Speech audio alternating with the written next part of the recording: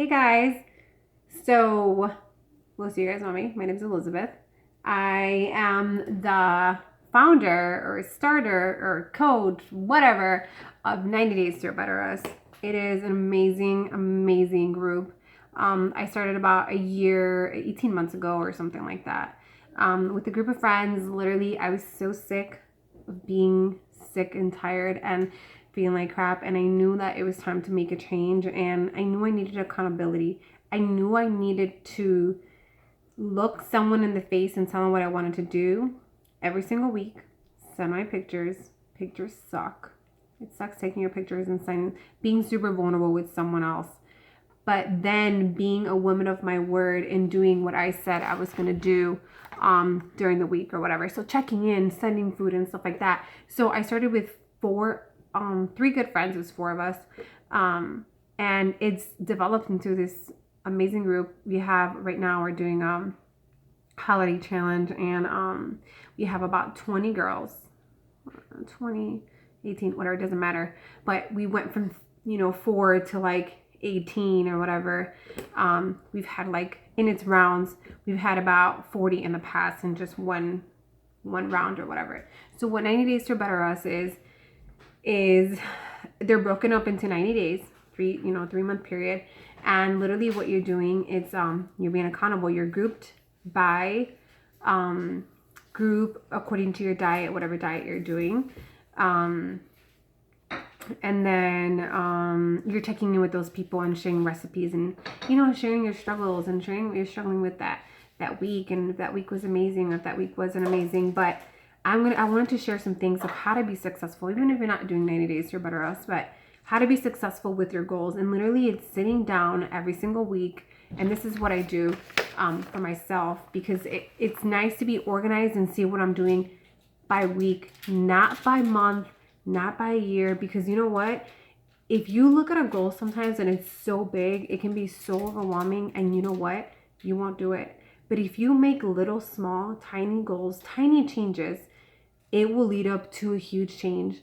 I highly, highly, highly, highly recommend you looking into the book Slight Edge. It really talks about those little itty bitty things that lead up to a big, big thing. And sometimes we don't think about those little changes. We want to, go big or go home or whatever. And sometimes you can't, especially when you're a mom. You can't be training 2 hours a day. But you don't want to do that 10-minute workout because it's not enough, because you're used to doing, freaking 2-hour workouts. So therefore you don't work out at all. And that used to be my mentality. I used to have that,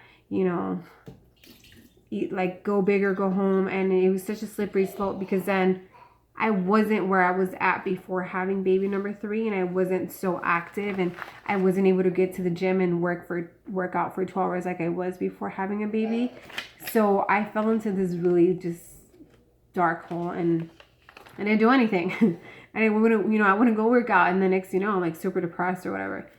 But anyways, how to be successful in this 90 Days to Better Us approach. So go on Pinterest or something, right? Whatever. And find something like this. Okay.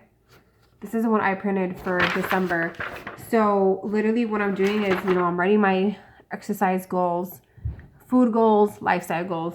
I also like to write down what I want to accomplish in my family, with my children, just so I know what I'm doing for the week. And you know what? If you have a crappy week and you don't accomplish the goals you wanted to accomplish, that's okay. You know what I do?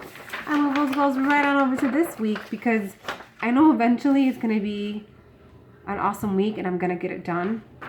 I don't beat myself up about it. I'm just like, you know what? I had this happen and this happened and this happened. I had a sick kid. So you know what? I wasn't able to, hit the gym 5 times like I wanted to. But you know what? I hit the gym 3 times, and that's okay. I got moving even when I was home or whatever. So that's thing number 1. Sit down, write down your goals, send your goals to someone. If you're 90 Days or Better Us, send your goals to your team. Pictures. Yeah, pictures suck. It's not fun. Like being super vulnerable with someone in your chonies and your underwear or in a bikini and literally being like, here's what I look like.